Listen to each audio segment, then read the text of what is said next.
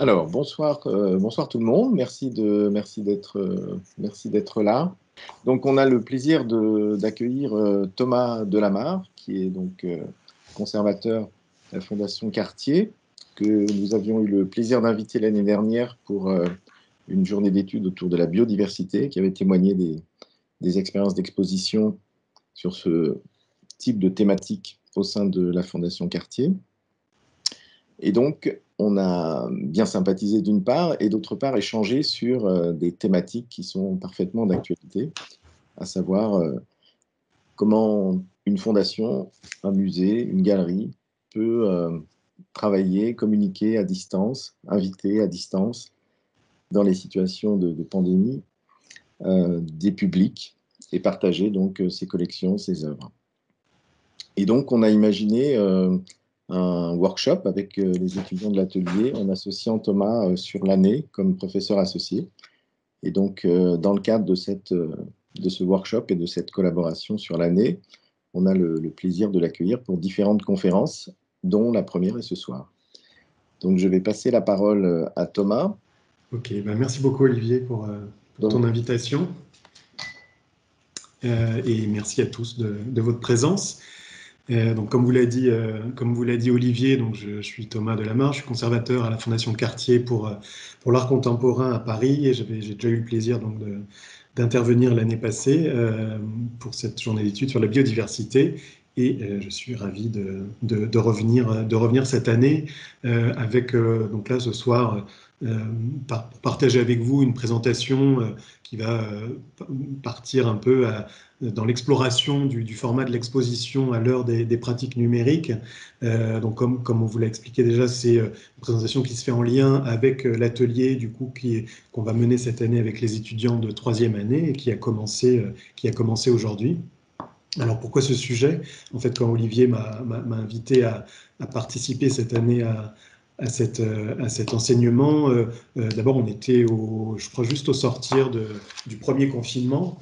Et donc il y a deux phénomènes qui se sont mêlés, qui est que d'une part le virtuel en général, enfin, et les expériences online sont un sujet de réflexion pour les institutions muséales depuis plusieurs années, depuis une bonne décennie maintenant, mais qu'évidemment le contexte de la pandémie et notamment le premier confinement, puisqu'on en était à ce moment-là, ont accéléré ces questionnements-là et ont poussé les institutions et toutes les institutions, tous les lieux de l'art, comme d'ailleurs dans tous les autres pans de la société, à accélérer un peu cette réflexion et accélérer le partage un peu de leur contenu sur Internet. Et donc, dans la présentation qui suit, je dresse une typologie des formats virtuels de l'exposition en m'appuyant sur des exemples. Alors c'est évidemment une typologie qui est non exhaustive, sinon on pourrait y passer la nuit et ça ne suffirait pas, parce qu'il y a évidemment toutes sortes d'expériences, mais disons que j'ai choisi quelques exemples qui me semblaient suffisamment différents les uns des autres pour donner un peu des pistes de réflexion.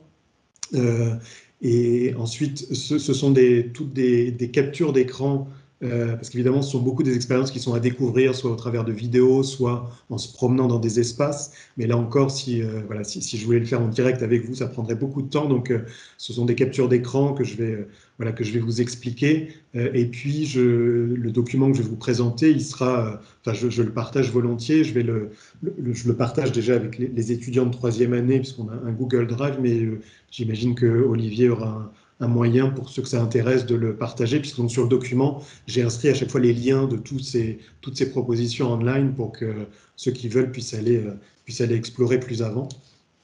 Et donc, sans plus tarder, je vais partager mon écran, si tout va bien. Voilà. Donc là, je pense que c'est bon, vous voyez Olivier, peut-être tu peux me confirmer que vous voyez bien le document? Oui, tout est bon. Ok, super, merci. Donc alors j'ouvre présentation qui s'intitule Nos musées imaginaires, et je l'ouvre sur une image et une citation de l'artiste et cinéaste Chris Marker, qui m'a semblé tout à fait opportune, puisque toute l'œuvre du cinéaste Chris Marker, donc, qui est un cinéaste affilié au mouvement de la Nouvelle Vague, et toute l'œuvre de Chris Marker, c'est une réflexion sur la juxtaposition des images, et sur des collections d'images et leur potentiel narratif. Et c'est aussi un artiste, avec cette pratique-là, qui a toujours exploré en pionnier tous les nouveaux médias qui se sont présentés à lui au cours de sa vie, au cours de sa carrière. Ça a été un des premiers artistes à créer une œuvre pour CD-ROM. Alors, j'imagine qu'il y en a parmi nous peut-être qui ne connaissent pas ce format qui a été très populaire dans les années 90. Hein. Ça arrivait sur un CD et vous le chargiez dans votre ordinateur. C'était un peu comme si vous chargiez un logiciel et ensuite vous aviez accès. Alors, ça pouvait être une encyclopédie interactive ou un projet d'artiste comme Chris Marker.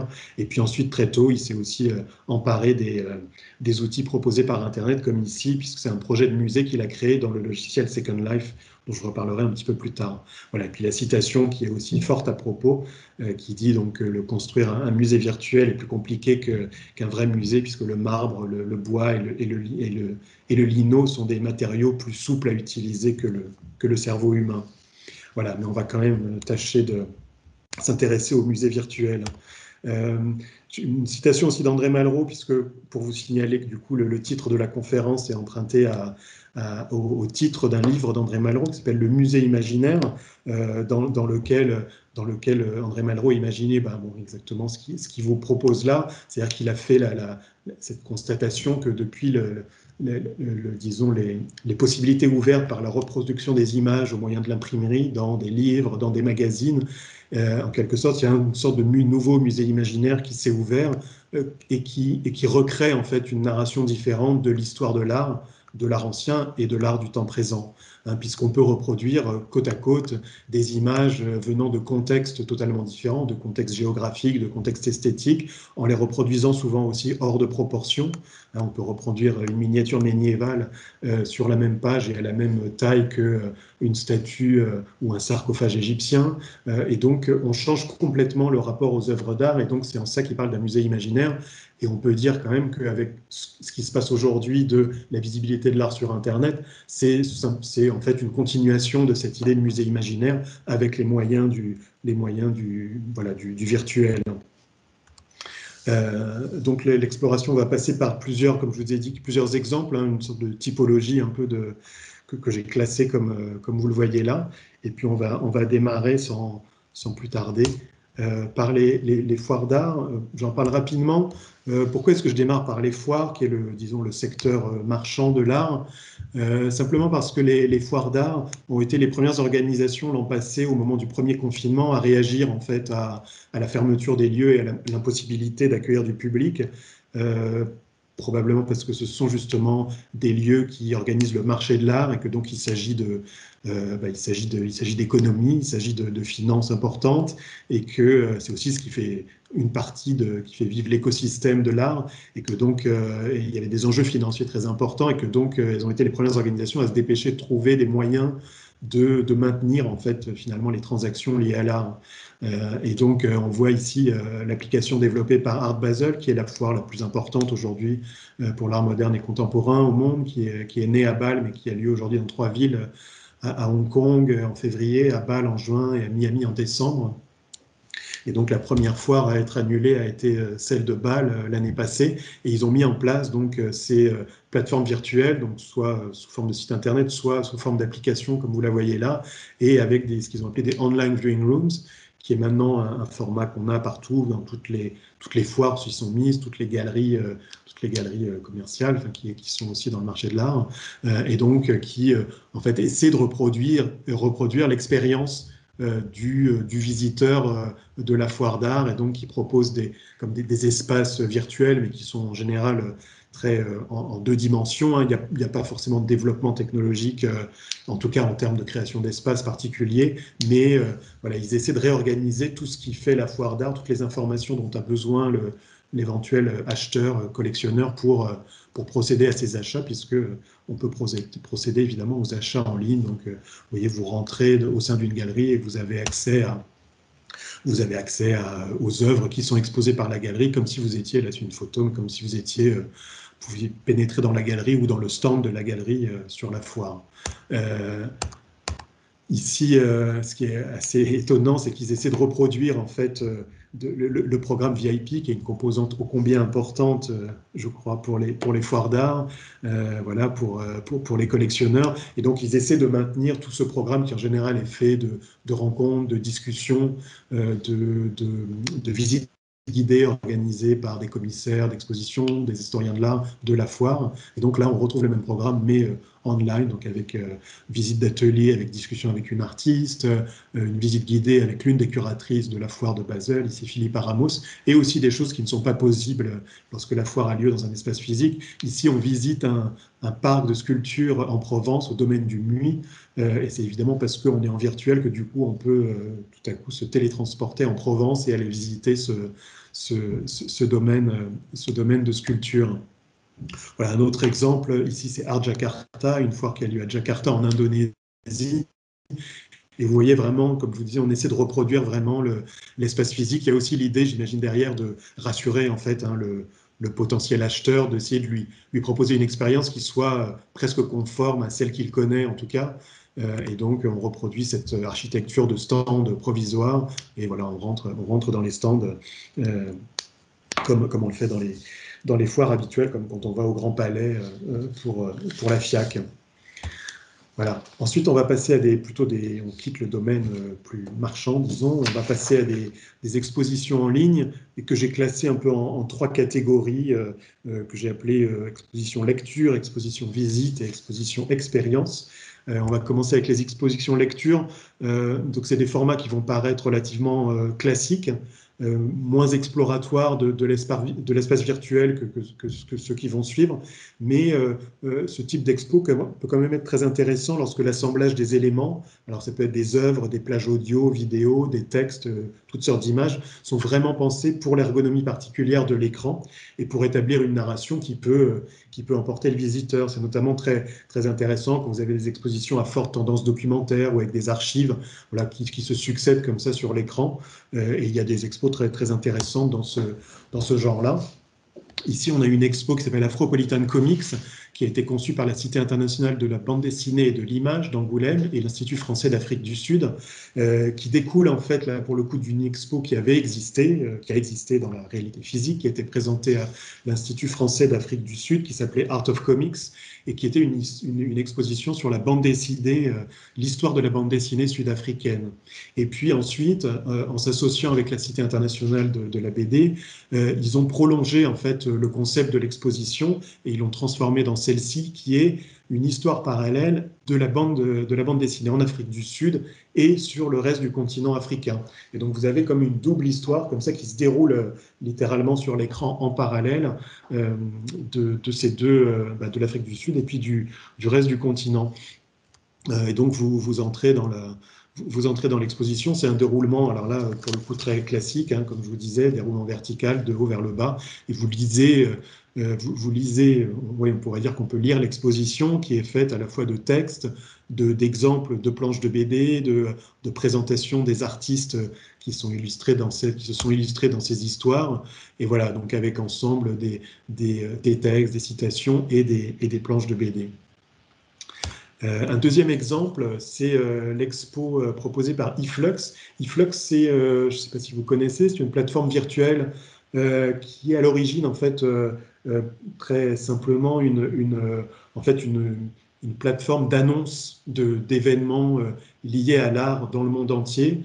C'est-à-dire que quand vous êtes abonné à la newsletter de eFlux, vous recevez, comme c'est mon cas, entre 5 et 10 emails par jour qui vous annoncent telle inauguration d'expo dans tel musée à Taïwan, telle exposition ailleurs, et qui ne fait pas juste vous annoncer l'événement, mais il y a tout un texte qui présente le concept de l'exposition.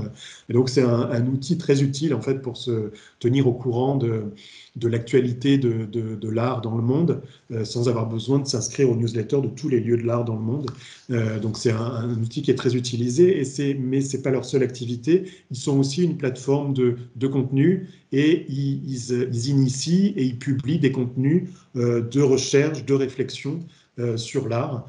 Et donc là, ils ont lancé également, je crois, depuis la pandémie, si je ne m'abuse, ce projet d'exposition vraiment en ligne. Donc, ce sont des expositions, ce qui publie beaucoup de textes, mais là, vraiment, ils ont pensé un format d'exposition pour le online. Et donc, ils présentent cette exposition qui s'intitule Animisme, qui est une expo documentaire, une expo de réflexion, mais dont le propos s'appuie sur des œuvres d'artistes, comme vous allez voir. Et le propos s'intéresse à la question de l'animisme et à l'examen du lien entre cette définition par les premiers anthropologues occidentaux au XIXe siècle et le projet colonial européen. L'Expo le dit dans son intro, elle tend à décoloniser la définition de l'animisme telle que proposée par les anthropologues occidentaux. Et donc on pénètre dans l'exposition qui est répartie en chapitres. Chaque chapitre en fait est basé sur une œuvre d'artiste qui est en fait la base à partir de laquelle se déploie le propos du commissaire de l'exposition. Et quand on rentre ensuite dans chaque chapitre, c'est une lecture assez dirigée, enfin en tout cas qui est très organisée, puisque vous avez à la fois des images et du texte audio. Et donc, quand vous rentrez dans chaque chapitre, vous avez en fait un texte qui va se dérouler en voix off. Les textes ont été enregistrés. Vous voyez ici le petit sigle pause, mais donc là, ça veut dire que le texte est en train de se dérouler pendant que vous pouvez regarder les œuvres. Ici, il s'agit d'une œuvre, Les dangers de la pétrification, une œuvre de l'artiste américain Jimmy Durham. Et vous pouvez aussi, en cliquant sur la petite icône à droite ici, avoir le texte écrit in extenso, si pour vous, c'est plus confortable de lire que de l'écouter. Voilà, après, comme souvent, vous pouvez zoomer dans les œuvres.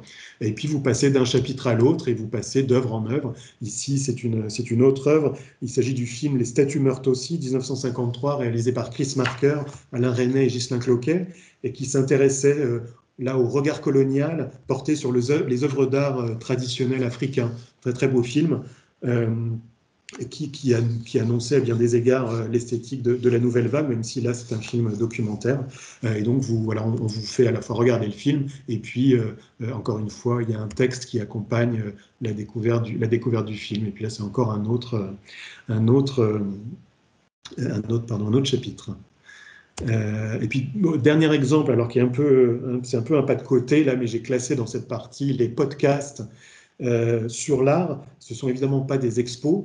Mais ça me semblait intéressant de recenser tout ce qui se fait sur et autour de l'art. Et finalement, les podcasts organisent la parole de l'art quand même sur Internet. Et c'est un format qui est évidemment classique. On connaît maintenant tous les programmes radio qui sont disponibles en podcast. Mais c'est un format qui peut aussi aboutir quand même à de véritables collections de paroles sur l'art. Presque un peu comme on pourrait dire des expositions sonores, quoi. Donc je vous en donne deux exemples, mais évidemment, il y en a des centaines sûrement. Ici, un podcast qui s'intitule Les Chichas de la pensée, qui a été proposé par les deux jeunes gens, journalistes et écrivains, Mehdi et Badrou, qui sont en résidence actuellement aux ateliers Médicis à Clichy-Montfermeil, et qui ont développé ce projet de podcast qui interroge à la fois des artistes et des penseurs, et qui est déjà, vous pourrez voir en ligne, il y a déjà toute une très très belle collection de paroles d'artistes. Ici, c'est l'artiste Someboy, et il y en a plein d'autres, et c'est vraiment très intéressant. Un autre podcast qui s'appelle Le bruit de l'art, qui est aussi entièrement consacré à l'art, créé par deux personnes, et qui, pareil, organise une collection de paroles, alors à la fois cette fois d'artistes, mais aussi de toutes les personnes qui font l'art aujourd'hui. Donc c'est des artistes, des commissaires d'exposition, des directeurs d'institutions, des galeristes, voilà, tout ce qui fait un peu l'écosystème de l'art. Et donc vous avez donc des artistes, là l'artiste français Ryan Sirdi, et puis là ici il s'agit de Marion Verboom. Ça c'est une collaboration que nous avions fait à la Fondation Cartier avec eux à l'occasion d'une exposition dont j'avais été le commissaire il y a 2 ans, qui s'appelait Jeunes artistes en Europe, les métamorphoses. Et à cette occasion, on avait souhaité prolonger l'exposition par un peu un zoom sur certains artistes pour les écouter parler de leur pratique, de leur processus de travail et de leur œuvre. Et donc, on avait fait une collection de 5 podcasts, qui étaient donc 4 podcasts d'artistes, et puis moi, qui avait aussi souhaité questionner le commissaire de l'exposition, et qui est donc pour nous été un prolongement de l'exposition qui permettait d'aller plus loin. Voilà rapidement pour les expositions lecture et les podcasts. Les expositions visites, ce que j'ai appelé exposition visite, là on va voir 2 exemples, ce sont des expositions qui proposent une visite online, virtuel, mais en général d'un espace existant. Je pense que vous en avez tous vu pour des musées, des visites virtuelles de musées.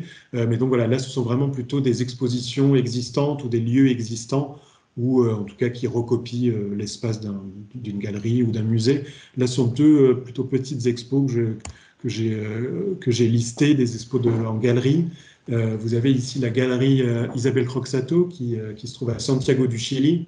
Alors, évidemment, par rapport à ce que je viens de dire, c'est un petit peu à côté, puisque là, en fait, elle a créé une galerie virtuelle sur son site internet, mais qui, en fait, c'est exactement comme une galerie existante. C'est probablement la galerie idéale à laquelle rêve la galerie, c'est avec cette très belle architecture moderniste, dans ce bel écrin naturel qui fait très envie. Et donc, elle montre ses expos sur ce site internet. Et en fait, là, voilà, c'est une visite qui se fait uniquement par une vidéo, en fait, qui est enregistrée, une vidéo 3D qui vous permet de pénétrer dans l'espace et de visiter. Et donc là, vous ne choisissez absolument pas votre parcours, c'est la vidéo, la caméra, comme ça, dans un long plan séquence qui va explorer l'exposition. Il y en a beaucoup aussi, encore une fois, qui ont été proposés par les musées. Et puis, comme toujours, vous vous approchez des œuvres, vous pouvez zoomer sur des œuvres, et voilà, la vidéo dure, je sais, peut-être 5-10 minutes, et vous avez un peu un tour d'horizon de l'exposition. Autre type de visite, une visite dont là vous êtes un peu plus l'utilisateur, qui utilise, comme vous voyez là, des types de logiciels de 3D. Hein, je ne sais pas exactement, là c'est un service qui est proposé par une plateforme qui s'appelle ArtView. Je ne sais pas si ça pourrait utiliser SketchUp ou ce genre de logiciel. Et donc vous avez l'exposition là qui est présentée presque comme un objet un peu, et puis vous zoomez dedans et vous arrivez dans la salle d'exposition. Ça aussi, j'imagine que vous avez souvent fait cette expérience, et donc vous naviguez au moyen des touches de votre clavier. Vous pouvez cliquer sur les petits ronds blancs là qui sont au sol pour aller directement à certains points qui ont été prévus par le développeur, et puis vous cliquez ensuite sur les ronds verts et blancs qui vous amènent directement sur les œuvres avec des informations sur les œuvres. Vous avez des outils aussi qui sont les outils propres à ce type de logiciel, dont je ne sais pas exactement s'ils sont totalement utiles là, pour la visite de l'exposition, mais donc vous pouvez par exemple la voir de haut uniquement par son plan au sol. Bon, peut-être si vous voulez acquérir l'expo entière, c'est intéressant de savoir comment elle est disposée. Vous avez aussi la règle qui vous propose de mesurer tout ce qu'il y a dans l'exposition. Voilà, ça c'est peut-être bon pour les collectionneurs également qui veulent vérifier l'encombrement des œuvres. Ensuite, on va passer un peu plus de temps sur les expositions expériences. Là, j'ai appelé ça expérience, que l'idée, sont des expositions qui proposent justement des expériences, qui créent en général des espaces nouveaux, entièrement virtuels, dans lesquels ils présentent des œuvres, soit des œuvres existantes, soit des œuvres aussi elles-mêmes créées pour l'exposition virtuelle. Et donc là, on se retrouve un peu il y a l'idée un peu il peut y avoir l'idée d'une perte de repère, puisque voilà, on visite un espace qu'on ne connaît pas, et on est plus proche des possibilités vraiment voilà, des nouveaux outils, des nouveaux outils virtuels, disons. Alors, je commence comme à chaque fois, par un petit pas de côté. Je commence par vous présenter l'œuvre d'un des GAFA, mais ça me semblait difficile de ne pas en parler, parce qu'évidemment, donc ça c'est une application, Google Arts and Culture, et moi, à mon avis, il y a fort à parier qu'il y a beaucoup de gens qui ont chargé un jour cette application, qui n'ont aucune expérience de visite de musée, qui n'ont jamais voir des expositions, et pourtant qui ont pu avoir un lien avec l'art à travers ce genre d'application. J'ai montré celle-là parce que c'est probablement la plus fournie, mais il en existe plein. Et ne serait-ce que parce qu'elle propose des selfies en utilisant des œuvres d'art, qui est le genre de choses qui attire beaucoup les utilisateurs. Voilà, encore une fois, ça donne une visibilité et une pratique de l'art à des publics qui sinon n'y ont pas accès. Donc voilà, après on juge un peu du type d'expérience que ça donne, parce qu'évidemment là, sans être péjoratif, c'est vraiment le supermarché de l'art sur Internet, parce qu'avec toutes sortes d'expériences, comme vous pouvez le voir là sur ces écrans d'accueil que je vous montre, vous pouvez créer des sculptures en patates, vous pouvez explorer 5 pour le coup magnifiques muséums d'histoire naturelle, vous pouvez jouer aux mots croisés avec des œuvres d'art, et puis vous avez encore plein d'autres expériences. Le premier, disons, le premier pied posé par Google, si je ne m'abuse, dans ce domaine-là, ça a été ce dont découle là, cette partie qui est tout en bas à droite, la Artworks, et qui a été au début un projet qui s'appelait le Google Arts Project, et qui a été une collaboration avec de très nombreuses institutions prestigieuses, institutions muséales à travers le monde, et un projet au travers duquel en fait, Google a fait numériser à très haute définition un nombre vraiment gigantesque d'œuvres d'art et du coup d'œuvres d'art iconiques, hein, puisque les plus grands musées du monde se sont prêtés au jeu. Et donc vous pouviez aller sur ce site internet qui s'appelle Google Art Project et vous promener littéralement dans les œuvres avec un rapport à l'œuvre que l'œil humain ne pourra jamais vous offrir, ce qui était d'ailleurs troublant. C'est-à-dire que, en fait, vous voyez les œuvres telles que de toute façon vous ne les verriez jamais dans la réalité physique. C'est-à-dire qu'on pouvait, avec le scan haute définition, vous pouviez vraiment pénétrer au sein des craquelures des œuvres. Voilà. Mais donc c'était assez confondant quand même, parce que c'était aussi un moment où il y avait encore très peu d'expérience sur Internet. Hein. Je pense que ça a commencé il y a peut-être une dizaine d'années, Google Arts Project. Et donc, à l'époque, c'était déjà quelque chose assez étonnant. Voilà, quelques autres expériences que propose Google Art Project, des jeux, prendre des selfies avec l'autoportrait de Van Gogh. Donc là, c'est mon autoportrait à partir de l'autoportrait de Van Gogh. Et vous pouvez aussi recréer un chef-d'œuvre de Van Gogh avec des pâtes alimentaires. Donc, quand je vous parle de supermarché, on y est. Ensuite, un exemple pris à la Fondation Cartier pour l'art contemporain, qui est en fait un prolongement d'une exposition qu'on avait présentée il y a 5 ans, qui s'appelait Le Grand Orchestre des Animaux, et qui s'intéressait plus particulièrement, il y avait des œuvres des artistes différents, mais le cœur de l'exposition s'intéressait à un artiste et bioacousticien américain qui s'appelle Bernie Krause. La bioacoustique, c'est la discipline qui s'intéresse à l'enregistrement des sons du vivant, et notamment dans les territoires sauvages qui n'ont pas encore été perturbés par l'arrivée de l'activité humaine. Et Bernie Krause est un des pionniers de cette pratique qu'il a démarré au début des années 70, pardon, et il a depuis parcouru le globe pour enregistrer des paysages sonores dans la plupart des grands territoires encore sauvages de la planète. Et donc, dans l'exposition, il y avait une grande installation audio et vidéo immersive dans laquelle on pénétrait et dans laquelle on était complètement immergé par le son de ces paysages sonores, et on pouvait passer 1 heure et demie à écouter une succession de paysages sonores en voyageant dans tous les coins du globe. Et on avait envie de prolonger l'exposition pour d'abord pour pouvoir faire cette expérience chez soi, en partie, même si c'est évidemment différent de quand on a un son haute définition dans une salle d'exposition, mais ça, et aussi avoir une approche aussi un peu plus didactique, puisque quand vous pénétrez sur le site internet, donc c'est un site internet, mais dont l'ergonomie a été pensée pour s'adapter au téléphone portable, donc vous pouvez le lire et l'écouter sur le téléphone. Quand vous pénétriez sur le site internet, donc sur cette page-là, vous aviez en fait la voix off de Bernie Krause qui vous accueillait, enfin qui vous accueille toujours, le site est toujours en ligne. Vous avez la voix de Bernie qui vous accueille et qui commence en fait à vous raconter sa vie et surtout sa pratique, pourquoi il s'est lancé dans ce projet. Et pourquoi et comment il a voyagé, comment il a réalisé ces paysages sonores. Et puis ensuite, vous pouvez, à l'intérieur de ce cercle qui reproduit un peu l'idée de l'orchestre, vous pouvez pénétrer en cliquant sur certaines portions de l'orchestre dans certains territoires qui sont les territoires qu'on entendait dans l'exposition. Donc là, par exemple, en cliquant là, vous allez dans le delta du Yukon en Alaska et puis vous écoutez, vous avez différentes touches qui vous permettent d'avoir des informations. Et puis, vous pouvez ensuite passer au parc de Gonarezu, dans le Zimbabwe, avec encore d'autres informations. C'est un projet qu'on a développé avec la boîte de production Upian, qui développe beaucoup de projets de projets virtuels comme ça. On a fait plusieurs projets avec eux. Voilà, vous avez aussi quelques éléments d'interactivité qui vous posent des questions sur les paysages sonores. Voilà, on va passer à un tout autre projet, New Scenario, qui est une plateforme virtuelle qui est un espace d'exposition virtuelle, littéralement, qui a été créé par 2 artistes, Paul Barche et Tilman Hornig, et qui en fait s'intéresse à la question justement des concepts d'exposition propres au virtuel. Et donc, ils créent des concepts d'exposition. Vous avez ici la liste des expositions, ce sont leurs titres, hein, Whiteout, Cameron, Hope et les autres. Et ils invitent des artistes à intégrer ces expositions. Ce qui est intéressant, là, je trouve, par rapport à d'autres projets qu'on va voir après, c'est c'est le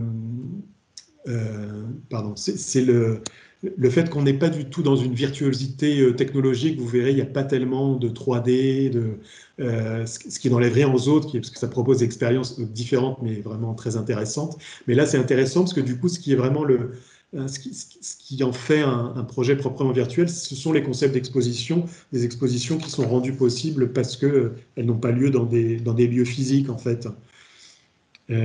Et donc, voilà, vous avez la liste des expositions et puis vous pénétrez. Alors là, par exemple, vous avez cette première exposition qui s'appelle Crash.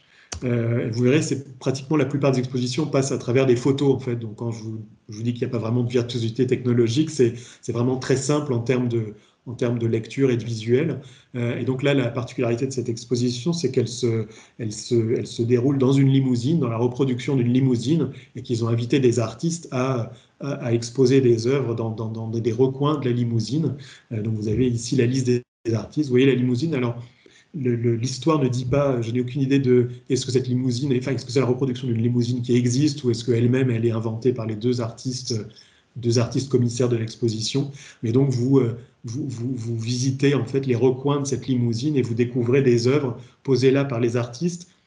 De même, rien ne dit si les œuvres ont été créées spécialement pour cet espace, mais en tout cas, elles s'y intègrent, elles ont été pensées pour s'y intégrer. Il y a des textes également qui sont pensés comme des œuvres que vous trouvez à certains endroits de la limousine, et puis d'autres œuvres comme ça, posées là par les artistes. Autre projet intéressant, je trouve, dans New Scenario, parce que j'en ai pas encore beaucoup parlé, mais il y a évidemment énormément de projets liés à l'art vivant. Là, je parle beaucoup principalement d'art visuel, mais il y a beaucoup de projets liés à l'art vivant, mais assez peu, enfin, en fait, j'en ai pas vu d'autres, a priori, pour l'instant, comme celui-ci, qui est là, en fait, vraiment des projets de performance, de spectacle, conçus spécifiquement pour cet espace virtuel qu'ils ont appelé Whiteout. Et donc, ils ont invité trois artistes, performeurs ou chorégraphes, à créer des performances spécifiquement pour cet espace virtuel qui est presque, on dirait, un non-espace et qui est à découvrir avec un équipement de réalité virtuelle et qui est donc, ce qui est marrant d'ailleurs, c'est qu'on dirait presque qu'ils reproduisent un white cube, hein, l'espace un peu classique de la galerie d'aujourd'hui, qu'ils essaient de fuir dans leurs autres projets plutôt liés aux arts visuels. Mais là, bon, plus qu'un cube blanc, on est vraiment dans une espèce de non-lieu. Et donc, les trois artistes ont développé des projets de performance pour l'espace ainsi créé. Voilà, donc après, vous avez toute une série d'expos qu'ils ont créées. Vous avez cette expo qui s'appelle Hope, qui est alors elle une visite apocalyptique dans les couloirs d'un bâtiment universitaire que vous découvrez pareil à travers des photos, mais là vous pouvez naviguer dans l'espace un peu plus tard dans l'expérience. On est vraiment entre le zombie de Romero et l'éléphant de Gus Van Sant, mais c'est vraiment très étonnant et évidemment un petit peu compliqué à réaliser dans la réalité physique, on va dire. Et puis d'autres projets comme Body Halls. Alors là, quand je vous parle d'expérience inhabituelle de l'art, on y est, puisque là, c'est le corps humain qui devient un musée, et donc des œuvres qui sont disposées dans certains endroits du corps. Donc, encore une fois, on n'est pas dans la virtuosité technologique, mais on joue plutôt sur l'étrangeté des contextes. Donc là, on nous prévient à l'entrée que cette expérience n'est not safe for work, donc je vous en montre un petit aperçu. Donc vous voyez des œuvres d'art qui sont disposées dans des coins insolites.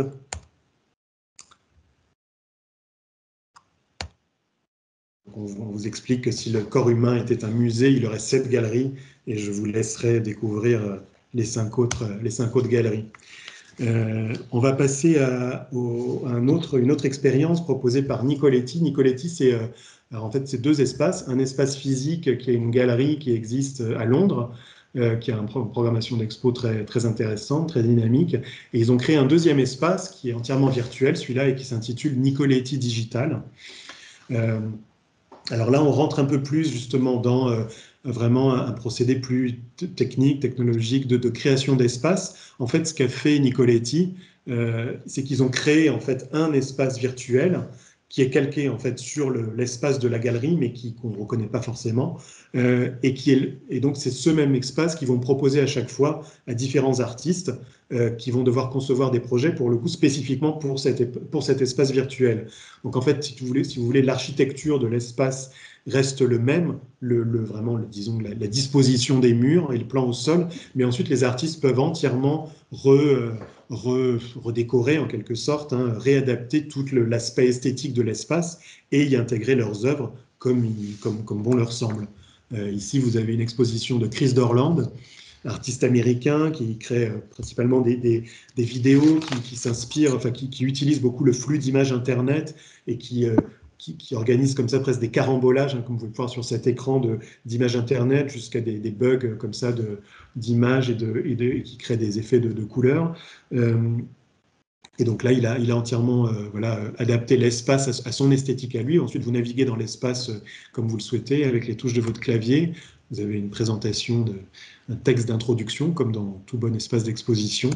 Et ensuite, vous pénétrez et vous naviguez dans l'espace au rythme que vous voulez. Vous allez vous installer devant les vidéos comme bon vous semble, dans l'ordre que vous le souhaitez. Et vous visitez, tous ces espaces.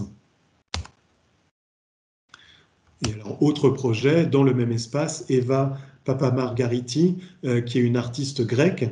Et comme vous le voyez, je pense que vous reconnaissez l'entrée, hein, l'entrée de l'espace d'exposition, mais elle a entièrement repensé l'espace d'exposition. Elle, c'est une artiste grecque qui crée des images, beaucoup à travers, elle aussi, les technologies numériques de l'image, hein, de 3D, de GIF, de vidéo.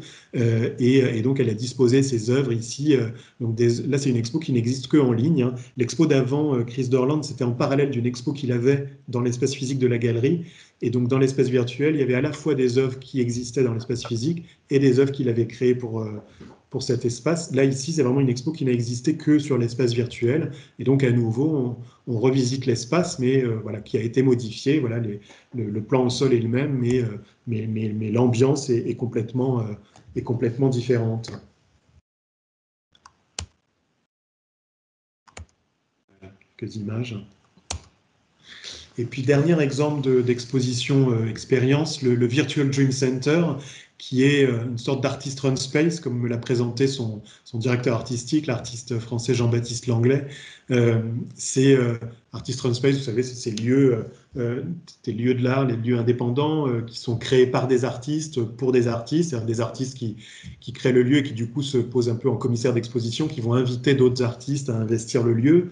Donc, ce sont des lieux indépendants, mais qui font vraiment partie qui sont très importants dans les scènes artistiques. C'est aussi souvent là que des jeunes artistes vont exposer pour la première fois, parce qu'évidemment, ce sont des lieux, je dis évidemment, en tout cas, ce sont des lieux souvent plus ouverts à l'extrême nouveauté que des institutions qui sont moins malléables, un petit peu plus lourdes à naviguer. Et là, donc, littéralement, Jean-Baptiste Langlais, c'est un collectif d'artistes qui a créé le projet, mais c'est lui qui en assure maintenant la direction artistique, et c'est vraiment, c'est un artist run space. Il est lui artiste, il a une pratique par ailleurs, mais il fait des invitations comme ça à des artistes. Alors là, on passe encore un cap par rapport à Nicoletti, c'est-à-dire que là, chaque nouveau projet d'artiste, en fait, vient avec son propre espace. C'est-à-dire que là, l'artiste, et on voit la différence entre un projet lancé par un artiste comme Jean-Baptiste et un projet plus institutionnel, quand bien même il s'agit d'une galerie, ou évidemment dans le projet de Nicoletti, c'est important aussi de parler des aspects techniques et logistiques et de production. Évidemment, il y a aussi un souci de rationalité dans l'idée d'avoir un même espace qui est investi par différents artistes, dans l'idée de ne pas avoir à chaque fois à refaire tout un développement, un codage d'un nouvel espace. Évidemment, on gagne du temps dans l'enchaînement des expositions. Mais là, Jean-Baptiste, évidemment, lui, se fiche un peu de tout ça, parce que pour lui, c'est un projet d'artiste, il n'y a pas forcément de régularité, c'est-à-dire qu'il peut passer des mois sans montrer un nouveau projet, puis tout d'un coup, il y en a 2 qui vont arriver, donc il n'a pas d'obligation. Ce n'est pas un lieu institutionnel dont le public s'attend à une régularité. Et donc, il se permet de demander à chaque nouvel artiste de créer entièrement son espace dans lequel il va venir présenter des œuvres. Et alors, en même temps, l'exposition qu'on visite, en fait, consiste soit en la création de l'espace lui-même, c'est-à-dire que dans ce cas-là, c'est l'expérience de l'espace, le déplacement, l'exploration qui fait exposition, hein, c'est l'espace créé qui est une œuvre en soi, soit, dans ce cas-là, dans l'autre cas, c'est un espace qui est créé, mais qui est un contenant pour des œuvres présentées par l'artiste, soit existantes, encore une fois, soit créées spécialement pour le lieu. Donc voilà, on rentre à chaque fois, donc ça vient c'est comme un logiciel que vous téléchargez, puisque ça fonctionne avec un moteur de jeu vidéo qui s'appelle Unreal Engine. Et donc vous téléchargez en quelque sorte le jeu vidéo, et donc là le projet de chaque artiste, et vous pénétrez ensuite dans l'univers. Donc ils sont tous très différents les uns des autres. Certains sont totalement imaginaires comme celui-ci, d'autres beaucoup plus réalistes. Euh, et, euh, et donc voilà, vous avez vraiment une variété d'esthétiques et donc d'expériences qui est vraiment très étonnant. Voilà, encore un. Et puis ici un exemple alors qui comme ça apparaît évidemment plus classique, c'est un projet élaboré par l'artiste français Baptiste Caccia, qui est né en 1988, qui est un artiste qui utilise des images existantes, qui trouve à la fois dans la presse et aujourd'hui évidemment beaucoup en ligne, et qu'il réinterprète avec à la fois de la peinture et de la sérigraphie. Donc c'est un travail sur des images existantes, mais en quelque sorte qu'il abstrait petit à petit en travaillant dessus avec de la peinture et de la sérigraphie. Et là, en fait, Jean-Baptiste Langlais, donc le directeur artistique, l'avait invité à présenter une rétrospective, ce qui est assez rare à l'âge de Baptiste. Les rétrospectives arrivent plutôt en général en deuxième partie de carrière, mais c'est aussi la joie du virtuel de pouvoir offrir une rétrospective à un jeune artiste comme ça. Et donc Baptiste a pensé un peu à la fois le choix d'œuvre, ce qu'il voulait montrer de son œuvre jusqu'à ce moment-là. Et il a conçu aussi l'espace, alors qui est certes un espace très, très classique. Bon, là, on arrive sur le toit du musée avec une galerie à ciel ouvert, mais il y a plein de petites touches, en fait, qui sont, comment dire, qui nous font rentrer un peu dans l'univers de l'artiste, qui sont un peu son univers d'inspiration, quoi, ses affinités, on va dire. C'était des choses très concrètes, hein. Par exemple, le sol ici de la galerie, ce parquet, en fait, c'est le parquet d'un lieu d'exposition aux États-Unis qui s'appelle la Fondation Dia, la Dia Foundation, qui se trouve au nord de New York, dans l'État de New York, dans la vallée de l'Hudson, qui est un lieu qui est un très très beau lieu d'exposition, qui présente une collection principalement d'art minimal et conceptuel, et des artistes de la génération des années 60-70 américains, comme Sol LeWitt, Lawrence Weiner, Robert Smithson, des gens comme ça, et qui sont très très bien exposés avec énormément d'espace pour chaque corpus d'œuvres. Et donc c'est un lieu qui a beaucoup de, voilà, qui a un effet d'attraction très fort chez beaucoup d'artistes et aussi chez beaucoup de commissaires. Moi, c'est un lieu que j'ai beaucoup visité aussi. Et donc il a reproduit ici ce parquet qui marque un lieu important pour lui, très matiéré comme ça.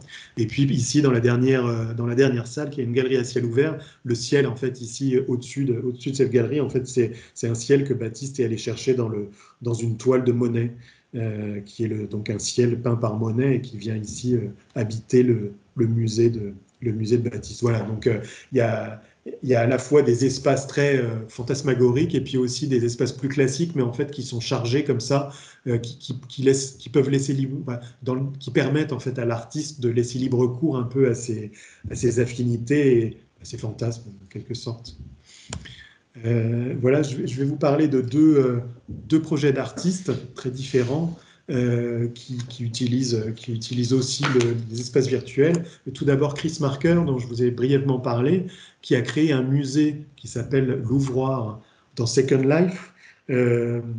Second Life, donc c'est ce logiciel open source qui propose un univers virtuel en 3D qui permet d'incarner des personnages virtuels dans des environnements créés par les utilisateurs, puisque le logiciel est open source. Et les utilisateurs peuvent acquérir des terrains grâce à une monnaie virtuelle. C'est un logiciel qui est beaucoup moins utilisé maintenant, mais qui a eu un gros essor de popularité. Peut-être que vous le connaissez tous, je ne sais pas, à la fin des années 2000. Il y avait aussi des personnalités politiques qui avaient des tribunes dans Second Life. Ça a été très popularisé au moment de la campagne présidentielle en France en 2007, notamment avec Ségolène Royal et Nicolas Sarkozy. Mais là, bon, bref, revenons à Chris Marker. Chris Marker est allé en fait créer son musée. Donc il a acquis, j'imagine, du coup le terrain qui est ce petit chapelet d'îles, et il a entièrement créé son musée avec un architecte. Donc le musée, c'est en fait cette sphère rouge qu'on voit ici au milieu, par laquelle dans lequel on accède grâce à cette passerelle qui est à moitié à ciel ouvert. Et ensuite, à l'intérieur, vous pouvez découvrir des œuvres de Chris Marker. Alors, à défaut de pouvoir visiter Second Life ensemble, Chris Marker a créé un court-métrage qui est en fait une visite de l'ouvroir et une visite qu'on fait avec son avatar dans Second Life, qui était son chat Guillaume en Égypte, qui est un avatar et qu'on retrouve dans beaucoup de ses dernières œuvres, y compris dans certains de ses films. Et voilà, et donc je vous ai mis le lien ici, donc vous pouvez aller voir, c'est un court-métrage qui est assez chouette à regarder. Et donc voilà, on vous explique un peu où vous vous trouvez, ça vous donne les coordonnées si vous voulez retrouver le lieu dans Second Life. Si vous avez accès à Second Life, vous pouvez retrouver grâce à ces coordonnées. Et puis ensuite, voilà, Guillaume, le chat, vous invite à emprunter la passerelle et vous montez. Puis ensuite, finalement, vous vous retrouvez, on pourrait dire, presque dans un musée classique, avec d'abord une salle de projection, comme ça arrive aujourd'hui, parce qu'il y a beaucoup d'œuvres vidéo et filmiques qui ont intégré les collections des musées, donc il y a presque toujours maintenant des salles de projection. Donc vous avancez dans la passerelle, vous vous retrouvez dans la salle de projection. Alors oui, l'esthétique est assez rudimentaire, parce que c'est aussi un logiciel qui date d'il y a un certain nombre d'années. Donc vous pénétrez en salle et puis là vous pouvez regarder des films de Chris Marker tout de même, un de nos grands cinéastes. Et puis ensuite vous allez dans la principale salle d'exposition où là Chris Marker a présenté son travail de photo. Je vous ai dit que c'est le cœur de son travail, puisque même ses films très souvent sont composés de juxtapositions, de collections de photographies. Et donc vous découvrez ces photos et elles sont commentées. Toute la visite est commentée en voix off par Guillaume, le chat. Et donc vous avez des arrêts sur certaines images, il fait des rapprochements d'images comme il fait beaucoup dans son œuvre. Et donc voilà, c'est une autre manière aussi de découvrir l'œuvre de Chris Marker. Voilà, puis ensuite vous pénétrez dans une autre partie du musée qui est plus classique, qui ressemble plus à un musée un peu classique, mais vous avez des œuvres qui sont des œuvres de Chris Marker, qui sont là aussi des collages et des carambolages d'images entre des œuvres d'art anciens et des images contemporaines qu'il a juxtaposées, qu'il a collées ensemble. Et ensuite vous sortez du musée, vous vous retrouvez au bord de cet archipel et de cet océan de Second Life. Autre projet d'artiste, La Turbo Have Done. Voilà, j'ai appelé ce projet Ghost in the Shell. Il ne s'appelle pas du tout comme ça, mais c'était pour faire référence à ce manga que vous connaissez probablement. Donc Ghost in the Shell, c'est à l'origine un manga qui est devenu un magnifique film d'animation de Mamoru Oshii dans les années 90, et plus récemment qui est devenu aussi un film de fiction dans lequel joue Scarlett Johansson. C'est l'histoire d'un criminel qui est recherché, mais qui est en fait une forme de vie qui n'existe que sur le réseau numérique mondial, qui est l'équivalent dans Ghost in the Shell de l'Internet qu'on connaît aujourd'hui. Le manga remonte avant l'invention d'Internet, donc il pensait déjà à ça. Donc en fait, ce criminel, c'est une intelligence artificielle, c'est une forme de vie qui s'est dissoute en fait dans le réseau numérique. Et donc c'est une présence fantomatique sans corps, et c'est un peu ce qu'est la Turbo Have Done, qui est un ou une artiste qui n'existe que virtuellement. Je dis un ou une parce que du coup on ne connaît pas son genre, elle n'en parle pas. Je dirais elle, là, parce que la turbo me fait penser à elle, mais encore une fois, vraiment, il n'y a aucune indication qui nous fait pencher d'un côté ou de l'autre, et j'imagine qu'il ou elle n'a pas envie de le préciser. Et la Turbo Have Done, en fait, elle crée en ligne ses propres espaces de création, qui sont à la fois des lieux de passage, de convivialité, au travers de tous les outils qu'on connaît sur Internet, de chatbox, de messagerie, qui sont évidemment des lieux d'exposition et des lieux de fête, de boîtes de nuit, et donc des lieux d'expo dans lesquels elle va présenter ses œuvres, qui peuvent être des sculptures virtuelles, ou des films, ou des images, ou aussi des mises en scène, enfin, disons des séquences dans lesquelles elle se met en scène au sein de jeux vidéo, avec son avatar, là, toujours son avatar, la Turbo Have Done. Alors voilà, ce qui est marrant, c'est quand on la cherche sur Google, elle est présentée comme conservateur de musée. Donc effectivement, elle est conservatrice, mais du coup de son propre musée. Et quand vous arrivez sur la page d'accueil de son projet, vous voyez qu'elle est effectivement présentée comme avatar artist and curator. Là, je vous copie, là, parce qu'on peut quand même échanger avec la Turbo Have Done par les moyens numériques. Donc, j'ai échangé des emails avec elle, et donc, je lui ai posé des questions très basiques, parce qu'évidemment, ça pose beaucoup de questions, comme une artiste qui ne prend jamais corps, on va dire. Donc, je lui ai demandé si elle avait toujours été un avatar. Je lui ai demandé si son travail était quand même présenté en dehors de du cyberespace. Est-ce que ça arrive? En l'occurrence, oui. Il se trouve que son travail est intégré parfois à des expositions. Son travail passe par l'image ou la vidéo, donc ce sont des projets qu'elle envoie au lieu d'exposition, où il ne se présente jamais physiquement. Voilà, est-ce qu'elle a une nationalité? Et aussi, est-ce qu'elle peut me décrire le club Rothko, qui est un peu l'espace principal qu'elle a créé pour exister, pour présenter ses œuvres, voilà, pour flâner, on pourrait dire. Donc là, quelques images un peu qu'on trouvait. Donc là, je vous parlais des jeux vidéo, donc où elle est comme ça, toujours présentée comme la Turbo. Et là, on la voit donc dans le club Rothko. Alors pourquoi le club Rothko? Parce que, comme vous le voyez, l'ambiance esthétique et de couleurs qu'elle a donnée à cet endroit ressemble furieusement à une peinture de l'artiste américain Mark Rothko, que j'imagine elle affectionne. Ça, elle n'en a pas parlé. Et donc, elle est là, elle visite, elle flâne dans les lieux, elle rencontre d'autres personnes et elle expose, comme vous le voyez là, des sculptures. Là, on voit cet objet qui flotte au milieu de l'espace. C'est une sculpture créée par la Turbo dans le club Rothko. Et elle donne aussi, ça c'est une capture d'écran d'une conférence, elle donne aussi des conférences comme celle qu'on fait là, sauf qu'elle donne vraiment des conférences pour des symposiums qui peuvent avoir lieu dans un espace physique avec des gens qui sont réunis, sauf qu'évidemment elle ne viendra pas, tout a lieu à travers un écran, mais ce sont vraiment vous pouvez en voir en ligne, ce sont des conférences tout à fait sensées, et des réflexions sur l'art et sur l'art virtuel qui sont tout à fait intéressantes. Ensuite, je passe à une section qui s'appelle les appropriations. Je vais essayer de finir rapidement. Ce que j'ai appelé les appropriations, c'est évidemment, il ne s'agit pas d'exposition à proprement parler, mais plutôt de la remise en jeu d'œuvres dans des nouveaux contextes ou de réaction à des œuvres. Ce qui est intéressant, c'est qu'elles naissent spontanément sur les réseaux sociaux et par eux, c'est-à-dire que le format des plateformes en fait induit un peu la forme et la diffusion de ces gestes en ligne. Et quoi qu'on en pense, qu'on verra, il y a des choses qui ont l'air très légères, pas du tout sérieuses, mais quoi qu'on en pense, elles contribuent aussi à la diffusion et à la visibilité de l'art en ligne, en fait. Et d'ailleurs, on sait que toutes les institutions aujourd'hui sont mises aussi à suivre les pratiques des réseaux sociaux, en encourageant la mise en ligne de photos avec hashtag, en encourageant même les selfies avec des œuvres ensuite mises en ligne. Donc le format en fait des plateformes, enfin des réseaux sociaux, induit aussi beaucoup la monstration de l'art aujourd'hui. Vous avez ici alors là, c'est pas un compte Instagram, mais c'est une collection constituée par des hashtags.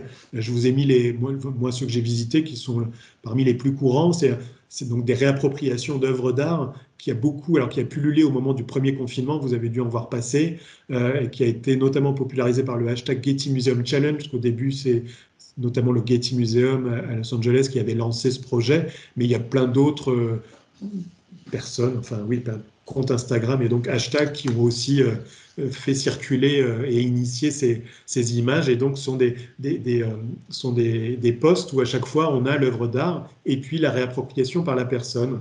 Alors là, on a commencé par la Joconde parce que c'est la Joconde, mais on en a vraiment avec toutes sortes d'œuvres d'art, et c'est quand même assez intéressant parce que évidemment, ça peut avoir, comme je disais tout à l'heure, un peu un côté un peu léger, mais en fait, avec ces réinterprétations, vous avez des fois des réinterprétations tout à fait passionnantes et pertinentes sur un peu en fait une remise en jeu de ces œuvres d'art. C'est souvent des œuvres d'art anciens plutôt, et donc une remise en jeu à la lumière des enjeux sociaux, politiques d'aujourd'hui, notamment une question de visibilité de minorités, et donc de réinterprétation comme ça j'allais dire de poncif, enfin, c'est péjoratif pour les œuvres, c'est pas du tout ce que je veux dire sur les œuvres, mais disons de figures imposées de l'histoire de l'art, et qui sont revisitées notamment par des personnes issues de minorités, et qui est une question aujourd'hui qui est une question générale aujourd'hui de réouvrir l'histoire de l'art, de réexaminer l'histoire de l'art, et aussi d'écrire l'histoire du temps présent en une histoire beaucoup plus inclusive. Et donc des projets comme ça, en fait, mine de rien, y participent aussi. Voilà, donc je vous ai mis plusieurs exemples, parce qu'évidemment, quand on commence, c'est sans fin et on a envie de tout montrer. Mais voilà, donc là, vous avez vraiment toutes sortes. Là, vous avez le pouce de César, après, vous avez d'autres œuvres. Vous en avez certains, vous avez certains comptes vraiment qui se sont vraiment donné de la peine et qui en ont vraiment créé beaucoup et avec beaucoup de précision. Et alors ça m'a, voilà, jusqu'à par exemple cette reproduction que je trouve magnifique du radeau de la Méduse de Théodore Géricault, qui a été mise en ligne pendant le premier confinement. Et alors ça marche aussi pour le cinéma, évidemment. C'est presque un peu plus facile, mais enfin, donc là ici avec Pirates des Caraïbes et Thelma et Louise. Et ce à quoi je ne m'attendais pas, c'est que ça marche aussi pour la cuisine, avec cette magnifique réinterprétation du cri d'Edvard Munch. Voilà, alors encore une fois, bon, évidemment, ça prête à sourire, mais on peut se dire combien il y a de personnes qui ont vu reposter cette image, qui n'avaient jamais entendu parler du cri d'Edvard Munch, et qui peut-être, en tout cas certains d'entre eux, sont allés voir s'ils trouvaient sur Instagram ou sur Internet une vraie image du cri d'Edvard Munch, par exemple. Voilà. Euh, Ensuite, un autre type d'appropriation, ce sont ces vidéos que vous connaissez sûrement, alors qui sont sûrement plutôt liées à la musique, de réaction en fait d'internautes à des œuvres musicales, non seulement musicales, mais souvent ce sont des vidéos, puisqu'ils voilà, ils commentent aussi beaucoup les costumes, la mise en scène. Alors c'est vraiment là c'est une étonnante exposition de soi qui est appuyée sur une œuvre. On utilise une œuvre pour se mettre en scène. C'est ben voilà, bon, c'est évidemment ce qu'on trouve beaucoup aussi sur les réseaux sociaux, cette idée du quart d'heure de gloire un peu d'Andy Warhol, mais encore une fois, vous avez des fois des internautes comme ça qui ont, c'est des chaînes YouTube, ils font ça en cascade, mais vous en avez certains qui ont vraiment des analyses musicales, j'en ai entendu certaines, pas forcément celui-ci, mais certaines qui étaient assez pointues sur voilà, telle ligne de basse, telle manière de rompre le rythme au milieu du morceau. Enfin, voilà, il y avait quelques analyses qui sont quand même pas du tout inintéressantes. Et donc voilà, donc c'est vraiment la mise en scène, l'exposition de soi. Ici, c'est une vidéo très récente puisqu'il s'agit de commenter l'interprétation de l'hymne national américain par Lady Gaga le jour de l'inauguration de la présidence de Joe Biden. Donc ça date de la semaine dernière, si je me souviens bien. Voilà. Alors ça existe aussi en groupe. Vous avez des groupes qui réagissent à des œuvres. Enfin, je dis des œuvres, donc là évidemment c'est une vidéo musicale, mais ça peut se faire en groupe. Et évidemment, à chaque fois que je me retrouve, parce que j'en ai vu beaucoup du coup, parce que c'est un côté un peu addictif quand on commence, se pose la question. Enfin, je me suis posé la question de est-ce que ça existe pour des œuvres d'art plastiques. Et en fait, il n'en existe pas tellement. Alors vous trouvez des comptes comme ça qui, là par exemple, c'est deux jeunes gens qui réagissent à ce qui est appelé ici de l'art TikTok. Donc, sont, j'imagine, des utilisateurs de TikTok qui pratiquent le dessin ou d'autres médiums et qui mettent en ligne de l'art. Donc, vous avez ce type de réaction. Et vous avez aussi, alors ça, il y en a beaucoup, des internautes qui réagissent à des artistes illustrateurs et notamment des artistes manga. Vous en avez beaucoup. Voilà, mais c'est tout ce que j'ai trouvé en termes d'art. Dernière appropriation, ici c'est le travail d'une œuvre de l'artiste américaine Cecilia Condit, qui est une artiste qui a beaucoup pratiqué l'art vidéo, enfin même je pense essentiellement, exclusivement, à partir des années 70. Et là on parle d'une œuvre de 1983, un film qui s'appelle Possibly in Michigan, que vous pouvez trouver sur YouTube, et qui est un film d'une quinzaine de minutes. Et on parle même plus précisément d'une scène que vous voyez ici sur l'écran de droite et dans laquelle vous trouvez cette ligne de dialogue "Oh no, no, silly to try it, but then it exploded and they were both found dead." Et un jour, il y a une utilisatrice de TikTok qui est tombée sur cette vidéo et qui l'a trouvée, je crois, suffisamment étonnante, intrigante, peut-être envoûtante, pour en proposer un extrait sur TikTok et surtout une réinterprétation qu'elle a fait, elle, de ce moment de dialogue qui est dit vous verrez, sur une intonation très, très étonnante, quoi, presque un peu chantante. Et donc, petit à petit, plein d'utilisateurs de TikTok se sont mis à utiliser, à réinterpréter ce moment du film. Et le phénomène est devenu complètement viral. Cet article, qui date de juillet 2019, parle de 22 000 vidéos repostées sur TikTok. Et avec, dans beaucoup de ces reposts de vidéos, l'adresse du film sur YouTube, qu'entre-temps, l'artiste Cecilia Condit, voyant la viralité du phénomène, avait posté en entier sur YouTube, se disant bah, autant que du coup ces jeunes gens voient l'œuvre en entier, le film en entier. Et donc, vous trouvez comme ça des réinterprétations. Alors, ce sont pas seulement, mais quand même beaucoup des jeunes femmes habillées, vous savez, en style cosplay, qui visiblement, puisque donc dans l'article, certaines sont interviewées, étaient assez attirées par le côté un peu sombre, un peu gothique un peu tragique du film, puisque c'est l'histoire d'un meurtre en série de jeunes femmes et de la traque du serial killer. Et donc vous avez comme ça plein d'interprétations par ces jeunes femmes. Et donc, voilà, on voit que ces appropriations ne sont pas des expos, mais quand même, encore une fois, elles offrent des visibilités à des œuvres.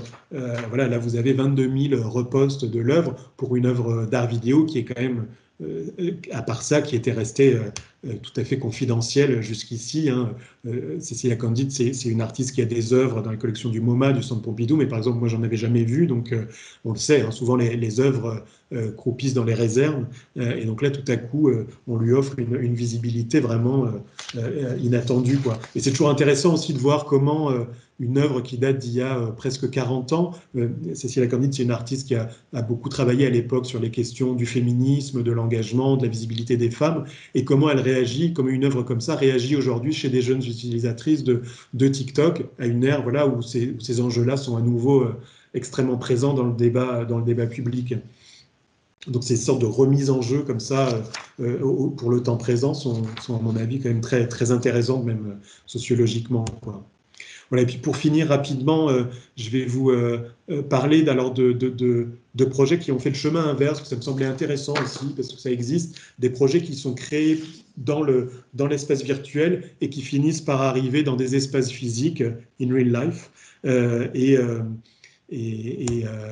donc, je voulais vous en parler rapidement. Le premier, c'est Cindy Sherman, qui est cette artiste américaine qui, depuis les années 70, a beaucoup travaillé, donc, travaille exclusivement avec le médium de la photographie, et qui est, depuis toujours, à travailler sur des mises en scène de soi pour recréer, alors, soit des images iconiques de la culture populaire, ça peut être des images du cinéma, des images voilà, véhiculées par la publicité, par la télé, ou des mises en scène qu'elle invente elle-même, mais toujours où elle se met en scène, costumée, maquillée, dans des intérieurs qu'elle crée ou qu'elle adapte pour l'occasion. C'est une œuvre passionnante. Elle a actuellement, lorsque ça réouvrira, une exposition monographique à la Fondation Louis Vuitton à Paris. Et elle a récemment découvert Instagram, ce qui est étonnant pour une artiste qui utilise depuis toujours l'image. Et elle a très récemment ouvert un compte Instagram et a commencé à se lancer dans un travail de selfie en utilisant les filtres Instagram, voilà, tous ces filtres disponibles. Et finalement, elle continue un peu son travail. On est très proche du travail qu'elle fait habituellement en photo sur Instagram. Et puis, en fait, elle a eu l'envie de sortir ces images-là d'Instagram, mais plutôt que de les reproduire en photo, ce qu'elle aurait pu faire, parce que ce sont un médium habituel, et de les transformer en photo, visiblement, elle a eu envie de leur donner une matérialité plus lourde, puisque la photo est très mauvaise, mais en fait, elle les a transformées en tapisseries. Elle a fait réaliser des tapisseries à partir de ces selfies Instagram. Et c'est étonnant, parce que ce sont ses premières œuvres non photographiques depuis le début de sa carrière. Et donc, c'est né sur Instagram, sur un outil hautement photographique. Autre projet ici, celui de la maison d'édition Jean Boîte, qui est une maison d'édition française, qui est née autour d'un désir de traduire dans l'espace du livre des pratiques essentiellement numériques. Hein. Donc on est vraiment sur le sujet dont je vous parle, avec un projet par exemple de John Rathman, qui est un artiste, d'ailleurs j'en ai pas là parlé, mais qui est aussi un des pionniers de cette utilisation des espaces virtuels dans sa pratique. Il a aussi, lui, beaucoup navigué dans Second Life, par exemple. Et ici, The Nine Lines of Google Street View, c'était un projet qu'il avait créé sous forme de... D'ailleurs, c'est un projet qui existe toujours, en fait, qui est toujours en cours depuis 2008. Hein. Si vous allez dessus, vous verrez des photos très récentes qu'il a créées sous forme de Tumblr, un peu, avec lequel, en fait, il catalogue des images vous savez, qui ont été prises par les voitures de Google Street View, qui prend ces images au hasard un peu pour cartographier les espaces et pour qu'on ait des photos associées à cette cartographie. Et ils cherchent en fait des images qui finalement ne devraient pas se trouver là, des images, soit des fois, il y a des images très tragiques, comme vous voyez, des images d'accidents, des images un peu loufoques, comme ce clown, des images très étranges, mystérieuses, et il fait cette collection d'images. Et Jean Boîte Édition lui a proposé de transposer cette expérience pour l'espace du livre, du coup, qui nécessite aussi quand même de réfléchir, de réfléchir autrement la juxtaposition des images. Comme vous le voyez, il y en a à qui on réserve une double page, d'autres qui sont mises en relation les unes les autres, alors que sinon sur le Tumblr, elles arrivent vraiment dans l'ordre chronologique les unes après les autres. Donc là, il y a du coup un souci de narration qui se fait par le passage à l'espace du livre. Un autre livre qu'ils ont édité, c'est ce livre #ArtSelfie qui est né là. Donc c'est pas un projet d'artiste, c'est un projet collectif d'utilisateurs qui est cette pratique des selfies avec des œuvres d'art regroupées par le #ArtSelfie. Et donc, ils ont aussi transposé là dans l'espace du livre, pareil, en faisant des choix de mise en page, avec aussi, disons, le mode textuel qui vient directement de ces plateformes numériques, des réseaux sociaux. Voilà, qui rend compte d'un phénomène numérique. Autre expérience de ce genre-là, le lieu parisien Goswell Road, qui est aussi un artist run space, qui a été fondé par le duo d'artistes Rui Stephenson, qui a une programmation, c'est un tout petit lieu, c'est aussi leur studio de travail, qui a aussi une programmation d'expo vraiment très, très intéressante, et qui ont par deux fois aussi rendu compte comme ça de projets numériques. Ici, c'est un projet qu'ils ont proposé à l'artiste Jamie Bull, qui est derrière le compte Instagram qui s'appelle For Fuck's Sake Babes et qui présente des galeries de photos de corps, de transformation de corps animaux et humains très étranges, qui sont un peu déroutants, des fois un peu dégoûtants, mais qui sont comme ça des images qui attirent beaucoup cet artiste. Et ils ont proposé à Jamie Bull de transposer cette galerie d'images dans l'espace de la galerie physique. Et donc on voit ici comment il a disposé, il a fait un choix d'images. Et alors c'est relativement classique, mais en même temps il y a quand même un rythme visuel. On n'est pas sur un accrochage linéaire médian. Il y a vraiment l'idée de mettre en espace cette galerie de portraits avec aussi cette fois des objets en 3 dimensions et des images en 2 dimensions. Et puis le deuxième projet, c'est celui de Cecilia Condit, puisque ce dont je ne vous ai pas parlé, c'est qu'en fait, moi par exemple, j'ai connu ce phénomène à travers l'exposition qu'a organisée Goswell Road pour en fait rendre compte de ce phénomène viral qui a démarré sur TikTok. Donc je vous remontre les images rapidement. Voilà, ça c'était l'expo telle qu'elle était présentée avec le film original, aussi d'autres œuvres vidéo de Cecilia Condit pour montrer aussi le chemin qu'elle a parcouru en tant qu'artiste, et puis les images, les vidéos de TikTok. Et puis dernier exemple, ce projet de l'artiste irlandais Alan Butler, qui est un artiste qui a beaucoup, dont le travail est beaucoup un aller-retour entre les technologies numériques et les pratiques plus classiques plus analogiques de la photographie. Et il a réalisé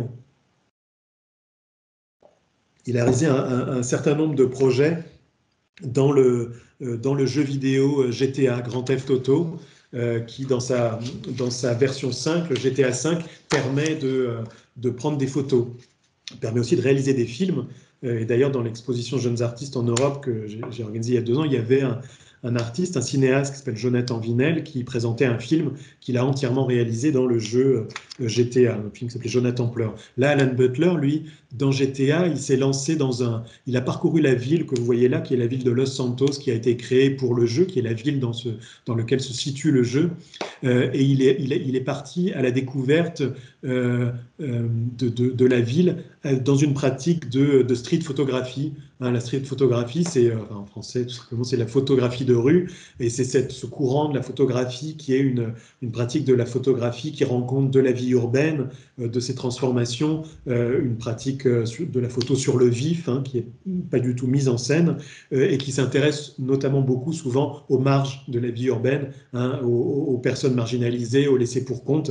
Voilà, les grands photographes de ces pratiques, c'est Raymond Depardon, Walker Evans, Robert Doisneau, Robert Frank, Henri Cartier-Bresson. Et lui, Alan, s'est lancé dans cette pratique dans Los Santos, dans GTA, et il est allé à la rencontre de ces laissés pour compte, puisqu'il y en a beaucoup dans GTA, en fait, puisque dans un souci de réalisme, paradoxalement, les créateurs de GTA ont placé beaucoup de laissés pour compte dans cette ville, puisque c'est aussi avec ça qu'on rend une ville dans un jeu vidéo très réaliste, puisque les villes d'aujourd'hui sont aussi peuplées de ces laissés pour compte, et donc ils en ont mis beaucoup comme figurants. Ils n'ont pas de rôle actif en général dans le jeu, mais ils sont là en figurant, mais on peut aller les rencontrer, ils ont parfois des réactions, parfois non, et donc Alan est allé faire ce travail de portrait. C'est un vrai travail de photographe, hein, comme quand le cinéaste réalise un film dans GTA. Il y a un vrai travail de cadrage, un vrai travail de lumière. Vous pouvez régler de manière très précise vos lumières, vos contrastes. Donc c'est vraiment un vrai travail de photo, mais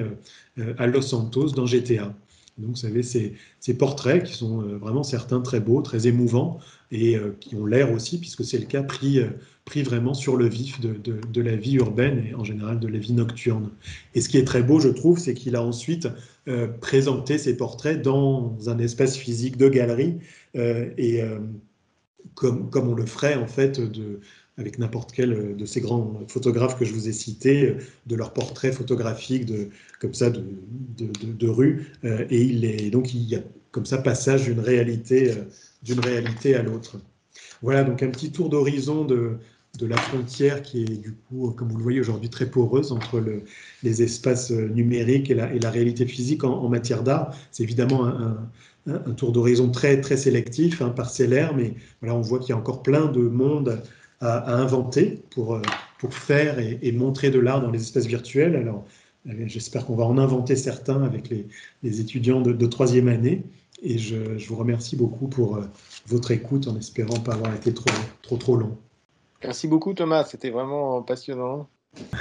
Je peux peut-être répondre à une question que j'imagine tu as posée, Olivier, sur le Padlet, sur la pérennité de Ouais. tels espaces virtuels.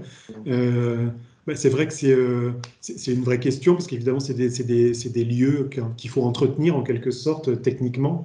Évidemment, je sais pas, il faut payer le nom de domaine, il faut payer l'espace, et puis il faut, voilà, parce qu'il y a, avec les technologies qui avancent, il y a je ne suis vraiment pas un spécialiste comme ça de technique, mais il y a toujours des codecs qui arrivent à expiration, il faut quand même les mettre à jour régulièrement. Donc c'est vrai que ça nécessite un vrai entretien. C'est évidemment pas des choses qu'on met en ligne une bonne fois pour toutes et qui fonctionnent pour toujours. Nous, les sites dédiés qu'on a pu créer à la Fondation Cartier, et je vous ai montré le Grand Orchestre, mais il y en a d'autres, régulièrement, c'est des questions qu'on se pose parce qu'on voit de temps en temps, on y retourne, on se dit, oulala, bientôt il va être un peu obsolète, qu'est-ce qu'on fait? Est-ce qu'on le garde? Est-ce qu'on le maintient en vie? Ou est-ce qu'on se dit que finalement, ça y est, le sujet est passé et puis on en fera d'autres? Donc c'est un vrai sujet, la pérennité de ces espaces-là. Bon, Voilà. toujours étrange, ces conférences en visio, il n'y aura pas les applaudissements. C'est chouette. Merci beaucoup.